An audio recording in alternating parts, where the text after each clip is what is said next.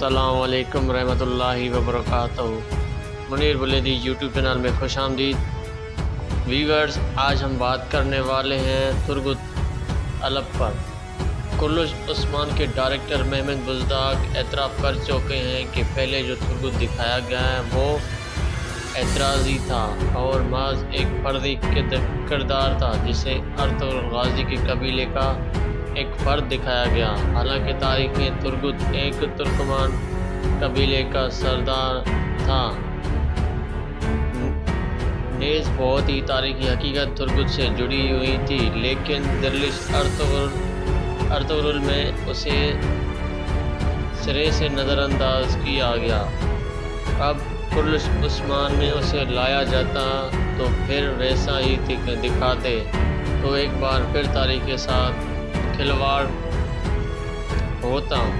تو بزدار ٹیم نے ایک فیصلہ کیا کہ اس پرانے ترگت کا کردار سرے سے ہی ختم کر دیا جائے۔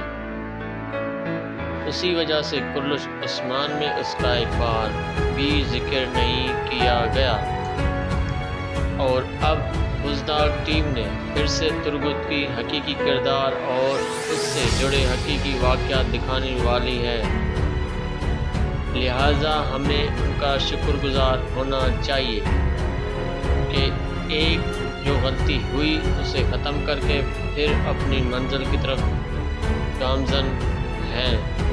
یاد رہے ناظرین، جو پرانے ترگت جس طرح انہوں نے دلوں پر نقش چھوڑا، یہ بزدار ٹیم ہی کی محنت تھی۔ تو اب وہی ٹیم پھر سے کردار کو لا رہی ہے۔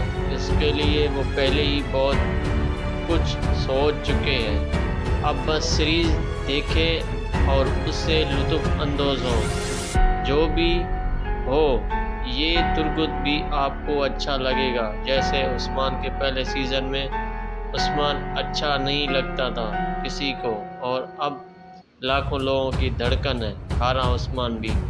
تو امید کرتے ہیں آپ کو حقیقت کے بارے میں پتہ چلا ہوگا کہ ترگت الب ایک قبیلے کا سردار تھا۔ تو امید کرتے آپ کو ہماری یہ ویڈیو اچھی لگی ہوگی۔ ویڈیو اچھی لگی ہے تو ویڈیو کو لائک کریں، کمنٹ سیکشن میں اپنی رائے ضرور دیں، اور ہمارے یوٹیوب چینل منیر بلیدی کو سبسکرائب کریں، ساتھ میں بیل آئیکن پر پریس کریں تاکہ ہمارے نئے آنے والے ویڈیوز کی نوٹیفیکیشن آپ کو ملتی رہے۔ ملتے ہیں ایک نئی ویڈیو کے ساتھ، تب تک کے لیے اللہ حافظ۔